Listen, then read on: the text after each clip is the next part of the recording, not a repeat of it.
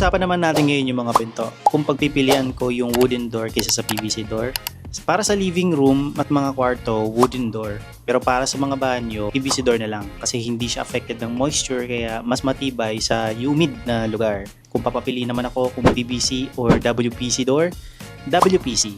Mas matibay, mas okay yung quality at mas matagal. Kung WPC naman or FRP, FRP is stand for fiberglass reinforced plastic na tinatawag, mas magaan yung FRP. Mas weather resistant din at mas practical for long term.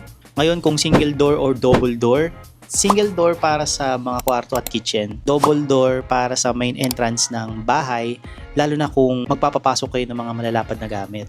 Ngayon kung swing door ba o sliding door naman, swing door para sa mga kwarto, syempre. Sliding door naman para sa kitchen, para makatipid kayo ng space at mas maluwag yung dating.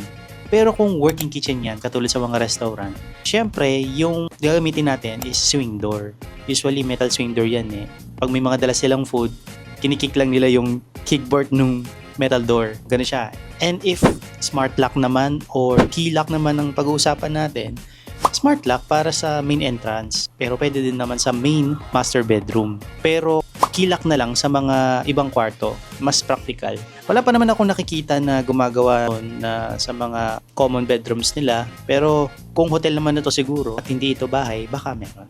So, yun lang. Save this and follow for more.